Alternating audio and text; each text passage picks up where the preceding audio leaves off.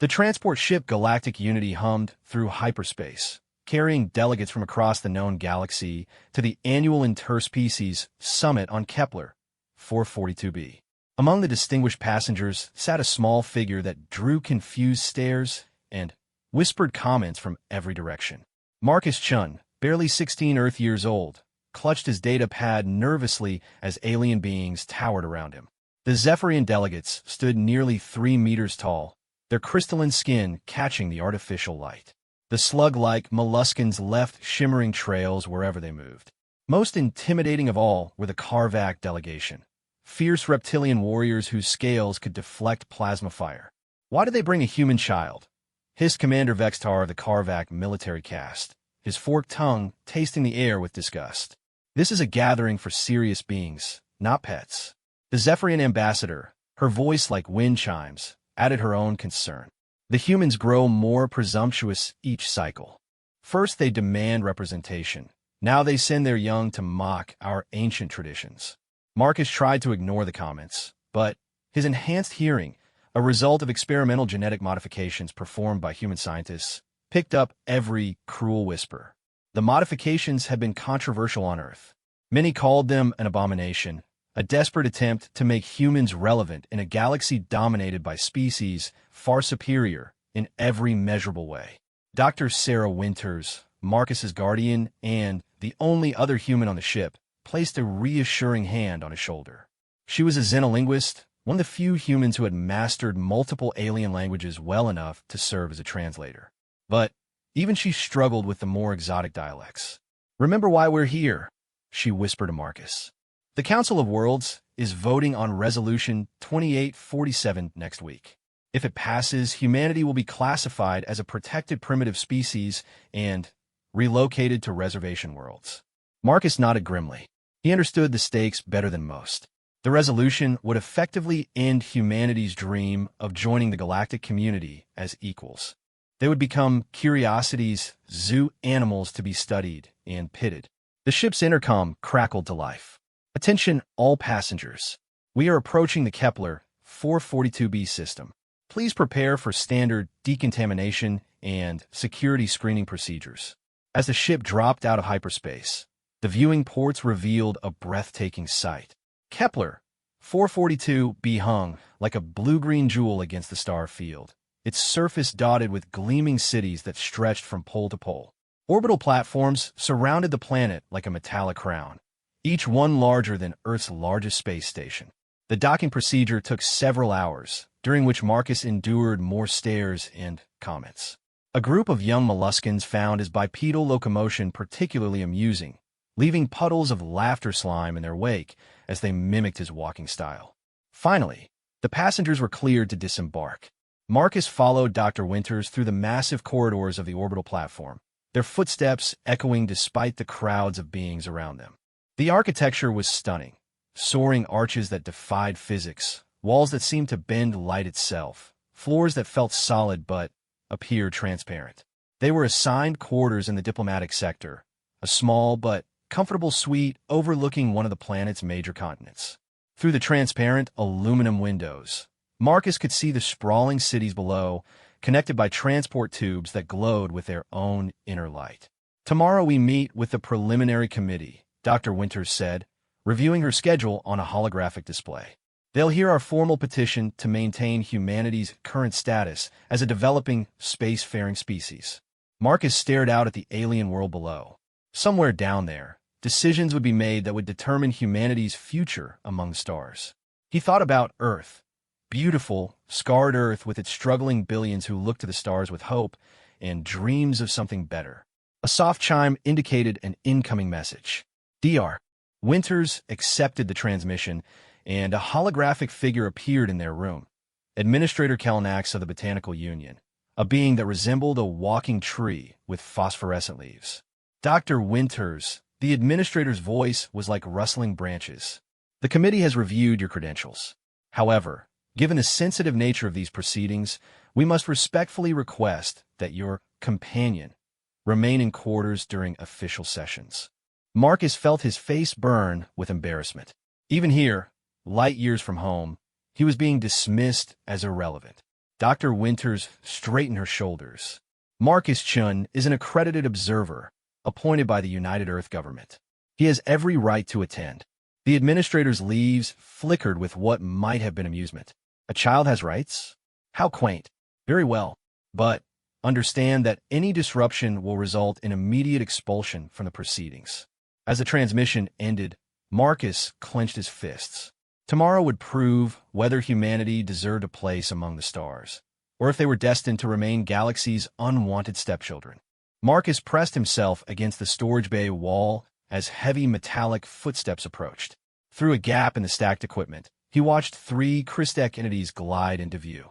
Their bodies were geometric assemblages of living crystal and metal, constantly shifting and reconfiguring as they moved.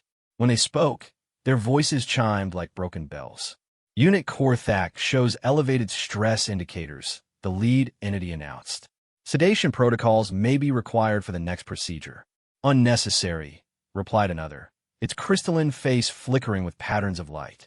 Subject resilience data is more valuable when collected without chemical interference. Pain responses provide superior metrics. Marcus felt sick. These beings were torturing Korthak for scientific data, treating him like laboratory equipment rather than a sentient creature. Behind him, the Feltar warrior remained perfectly still, but Marcus could hear his breathing becoming more labored. Primary experiment commences in 2 standard hours, the third Christek announced. Neural pathway mapping will require deep cortical penetration. Subject survival probability decreases to 37%. As the entities glided away, their footsteps fading into the distance, Marcus turned back to Korthak. The great feline's 6 eyes were closed, and his massive frame trembled slightly. They plan to kill you, Marcus whispered in the complex language he was somehow learning to speak. Death ending comes to all hunters eventually, Korthak replied, though his voice carried deep sadness. But, my cubs, if I die, the locations of the hidden prides die with me. The metal shells will never find the others without the territorial markers I carry in my memory. Marcus's mind raced. If there were other Feltar survivors hidden somewhere, and if the Galactic Council truly believed the species was extinct, then exposing this illegal experimentation could change everything. Not just for the Feltar, but potentially for humanity as well. Tell me about the first language, Marcus said. Why did you call it that? Korthak's eyes opened, studying the human boy with new interest. Before the metal shells, before the crystal singers, before the void walkers, the Feltar spoke to the stars themselves. We were the first to understand that all consciousness shares common roots. The first language contains the mathematical foundations of thought itself. As Korthak spoke, Marcus began to understand something incredible. The language wasn't just communication, it was a form of programming that interfaced directly with consciousness. His genetic modifications had accidentally created neural pathways that could process these fundamental patterns. The warm bloods of your world show promise, Korthak continued. Your species creates tools that think, despite lacking natural telepathic abilities. This suggests deep understanding of consciousness patterns, even if unconscious. You mean our artificial intelligence? Your thinking machines echo the first language structures, though crudely. Given time and proper guidance, your species might speak truly to the galaxy's consciousness networks. A new plan began forming in Marcus's mind. Korthak, what if I could get you to the council chamber? If the delegates saw that the Feltar still exist? Impossible. The metal shells have legal ownership documents. And even if I could appear, who would believe a human child speaking an ancient language none remember? Marcus smiled grimly. Let me worry about that part. Can you walk? Korthak tested his restraints, and Marcus was amazed to see the metal bands begin to bend under the alien strength. The metal shells underestimate physical capabilities. They focus only on neural architecture. Working together, they managed to break the restraints without triggering any alarms. Korthak was weak from his captivity, but his natural resilience was remarkable. As they prepared to leave the storage bay, Marcus realized the magnitude of what they were attempting. If we do this, there's no going back, he told Korthak. The Christek won't just let you disappear. Better to die fighting than caged, the Feltar replied. Besides small warm blood, you understand the first language. In our culture, this makes you kinfriend. I am honor-bound to protect you, as you have chosen to protect me.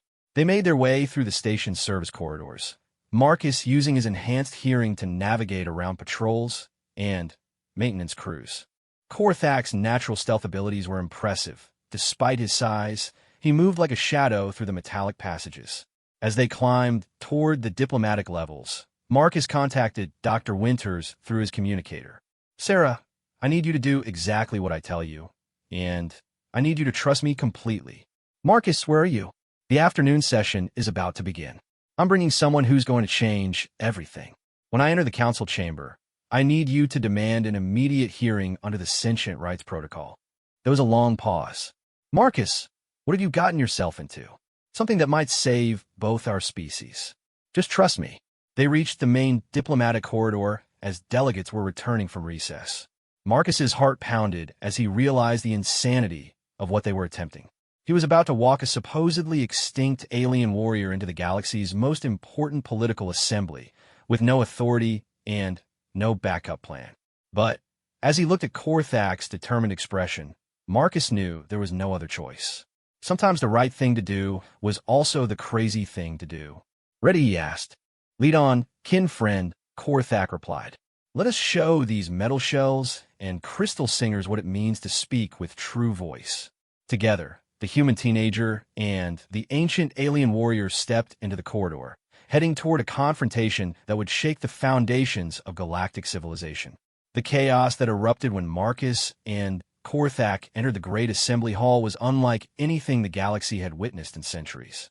Delegates scrambled for exits, security alarms shrieked, and several species activated their personal defense shields. The Karvak delegation immediately drew their plasma weapons, while the molluskans secreted panic-inducing pheromones that filled the air with a bitter chemical scent. Extinct predator in the chamber, roared Commander Vextar, his reptilian features twisted with rage and fear. Security breach. Eliminate the threat. But Dr. Winters had been ready.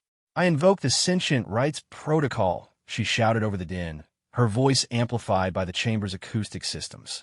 This being claims protection under Article 7 of the Galactic Constitution. The voice of Kepler, the AI moderator, processed this development with remarkable speed. Security, stand down. Protocol 7 Alpha is in effect. All beings within this chamber are granted temporary diplomatic immunity pending species verification. The room fell into tense silence as security drones hovered nearby, but held their fire. Thousands of alien eyes focused on the impossible sight before them. A human child standing beside a creature that was supposed to have been extinct for over 200 cycles. Ambassador Krexhan of the Karvak was the first to find his voice. This is clearly some human deception. They have created an artificial creature to manipulate these proceedings. Observe the biological signatures, suggested Speaker Velona of the Zephyrians, her crystalline form flickering with nervous energy. If this is Feltar, our scanners will confirm it. The chamber's advanced sensors focused on Korthak, analyzing everything from DNA sequences to quantum resonance patterns. The results appeared on the massive central display for all to see. Species match confirmed, announced the voice of Kepler. Subject displays authentique Fehltar biological markers. Genetic analysis indicates pure lineage with no artificial modifications. The silence that followed was deafening. Several delegates sat down heavily, their various appendages trembling. The implications were staggering. If the Feltar still existed, then the territorial claims that had been used to justify expansion into their former systems were illegal. But Marcus wasn't done. He stepped forward, and when he spoke, it was in the complex harmonic patterns of the first language. The sound filled the chamber with an almost musical quality that seemed to resonate in every being's consciousness. Honored delegates, Marcus said, the ancient words flowing from him with surprising fluency. I speak for Korthak of the Velnari Pride, survivor of the Feltar genocide that you have chosen to ignore. The effect was electric. Beings who had never heard the first language still found themselves understanding Marcus's words on a fundamental level. The language bypassed normal communication barriers and spoke directly to the consciousness patterns all sentient life shared. Administrator Kelnax of the Botanical Union rose from his section, his phosphorescent leaves flickering with agitation. Impossible. No warm-blooded species has ever mastered the first language. It requires neural architecture that your kind lacks. Evolution finds a way, Marcus replied, continuing to speak in the ancient tongue. Humanity's genetic modifications have created new possibilities that none of you anticipated. Korthak stepped forward, his massive presence commanding the chamber's attention. When he spoke, his voice carried the weight of eons. I'm the memory keeper of the last free prides. We have hidden in the void spaces between stars, watching as you divide our worlds among yourselves. The metal shells hold dozens of my people in laboratories, conducting experiments that violate every principle of your supposed civilization. The Christek delegation suddenly became very still, their shifting patterns freezing into rigid geometric shapes. The lead entity finally responded, its voice losing its usual melodic quality. The subjects in question are classified as extinct fauna. No laws are being violated. Lies, Marcus said, his amplified voice carrying to every corner of the chamber. I have seen the illegal experiments. I have heard the torture. The Christek knowingly conduct research on sentient beings while hiding behind fraudulent extinction declarations. Dr. Winters seized the moment. If the Feltar still exist as a people, then their territorial rights under the Galactic Constitution remain in effect. Moreover, any species conducting experiments on them is guilty of crimes against sentience. The political implications hit the chamber like a shockwave. The Christek had established major industrial complexes in former Feltar space. The mining rights alone were worth trillions of galactic credits. If those claims were invalidated, it would trigger an economic crisis that would ripple across known space. Commander Vextar rose from the Karvak section, his aggressive posture making several delegates step back. This changes nothing. One survivor does not constitute a viable species. The practical reality remains. These creatures cannot maintain their civilization. Cannot. Korthak's laugh was like distant thunder. Or will not be allowed to. Your practical reality requires our extinction to justify your expansion. But we have adapted, learned, grown strong in the darkness between stars. The great feline warrior continued in the first language, and Marcus translated for those who couldn't understand. The Feltar remember when this galaxy knew peace. Before empires and expansion, before the endless hunger for resources and territory. We offer to share the stars with all consciousness, but you chose conquest instead. Marcus felt the weight of the moment. This wasn't just about saving Korthak or even the Feltar people. This was about what kind of galaxy they all wanted to live in. The same logic being used to dismiss the Feltar is being applied to humanity, he said. We're told we don't deserve equality because we're different, because we adapt instead of conforming to your standards of natural evolution. He gestured to the assembled delegates. But look around this chamber. Every species here has modified themselves in some way to participate in galactic civilization. The only difference is that humanity's modifications are newer, more visible, more honest about what they are. The voice of Kepler processed the complex legal and political ramifications of the situation. This session will recess for emergency consultation with the Supreme Arbiters. All parties will remain in protective custody pending resolution of these claims. As security began to escort various delegates to their quarters, Marcus felt Korthak's massive paw rest gently on his shoulder. You have spoken well, young kin-friend, the Feltar said in his own language. But the real battle is only beginning. They will not surrender their illegal gains easily. Marcus nodded, watching as the Christek delegation was surrounded by security drones. The aliens' crystalline faces showed no emotion, but their rapidly shifting body patterns betrayed their fear. Whatever happened next, the galaxy would never be the same.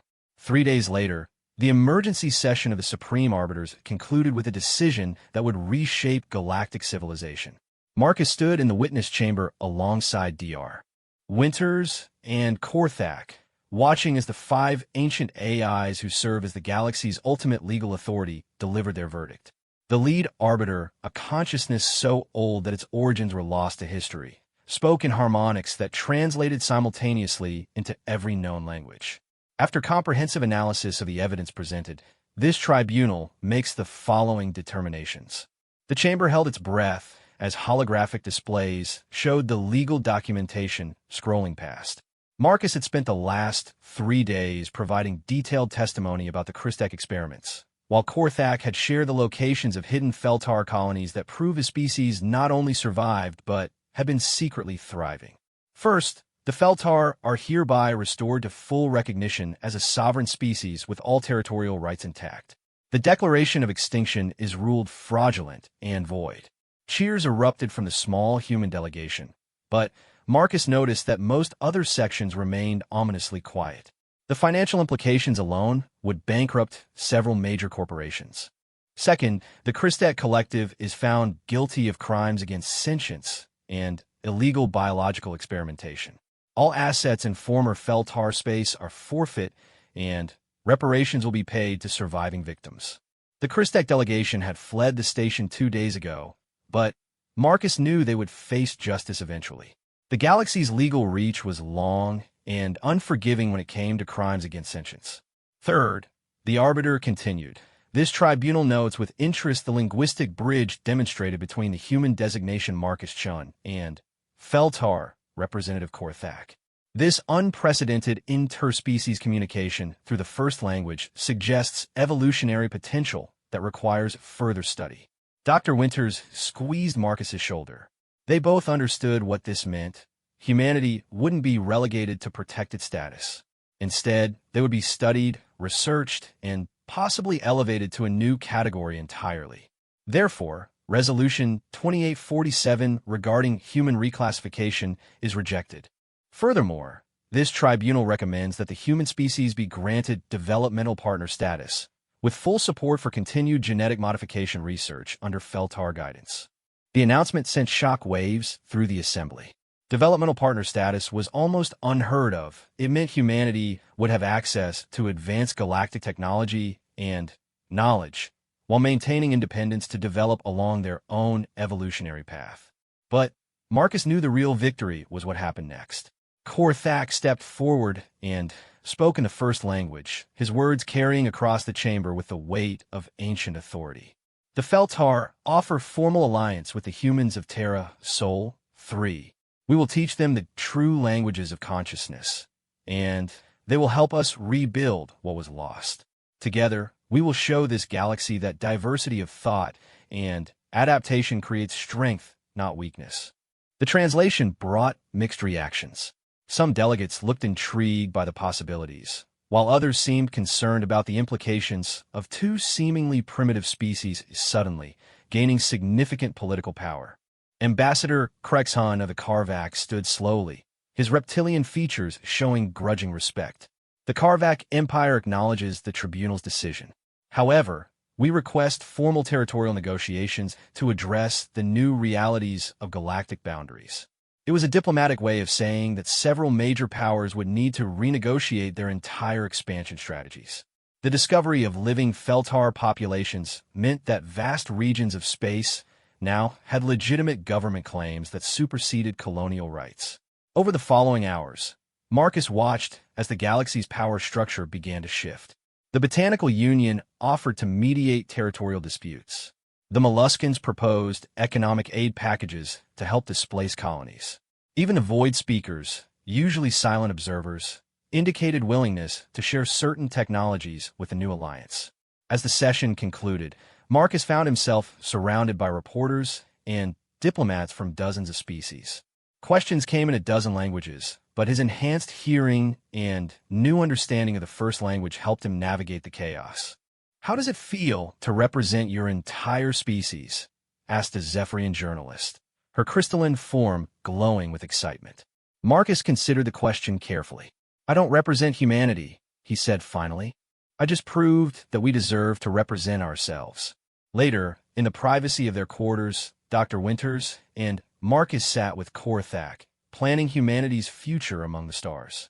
The great Feltar warrior had changed dramatically over the past few days. His wounds were healing, his eyes were bright with purpose, and his massive frame no longer carried the weight of despair. "The hidden colonies will be revealed gradually," Korthak explained. his voice carrying harmonics of hope that Marcus was learning to interpret. Some have developed technologies your scientists will find fascinating.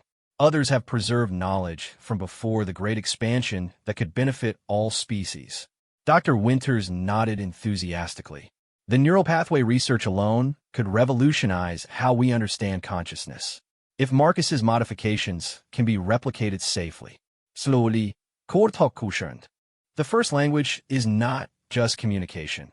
It is connection to the fundamental patterns of existence. Your species shows promise, but wisdom requires patience. Marcus looked out the viewport at the planet below, where representatives from across the galaxy were already beginning to negotiate new treaties and trade agreements. Earth would receive its first official Feltar delegation within the month, and human scientists would have access to technologies that could solve energy crises and environmental problems. But more importantly, humanity had proven that adaptation and diversity were strengths, not weaknesses. They had shown that a species didn't need to be the strongest or most advanced to make a difference in the galaxy. What happens now? Marcus asked. Korthak's laugh rumbled through the room like distant thunder. Now, young kin-friend, we teach the galaxy what it truly means to speak with one voice while maintaining many languages. The stars have been quiet too long. It is time for new songs to be sung. As Marcus watched the first human transport ships arriving from Earth, carrying